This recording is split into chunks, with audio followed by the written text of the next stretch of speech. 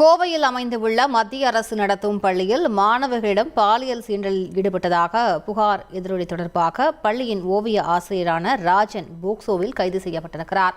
கூடுதல் விவரங்களை செய்தியாளர் கார்த்திக் வழங்க கேட்கலாம். கார்த்திக், இந்த புகார் தொடர்பான கூடுதல் விவரங்களை பதிவு பண்ணுங்க. கார்த்திக், வணக்கம். கோவை மாநகரின் மிக முக்கியமான பகுதியில் அமைந்துள்ள இந்த மத்திய அரசுடைய பள்ளி அங்கிருக்கக்கூடிய பள்ளி மாணவிகளை தவறான இடத்தில் தொடுதல் மற்றும் பாலியல் சீண்டல் போன்றவைகளை இந்த ஆசிரியர் வழக்கமாக செயல்பட்டு வந்திருக்கிறார். இந்த ராஜன் என்பவர் ஓவிய ஆசிரியர்.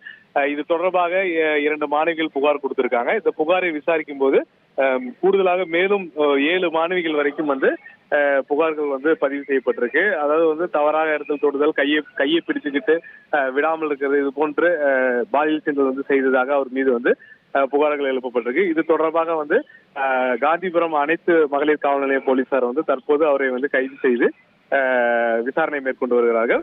மேலும் மற்ற குழந்தைகள் பாதுகாப்பு அதிகாரிகள் மூலமாக வேறு ஏதாவது குழந்தைகள் பாதிக்கப்பட்டிருக்காங்களா என்ற விசாரணை நடத்துவதற்கு திட்டமிட்டிருக்காங்க. விரிவான விவரங்களுக்கு நன்றி கார்த்திக்.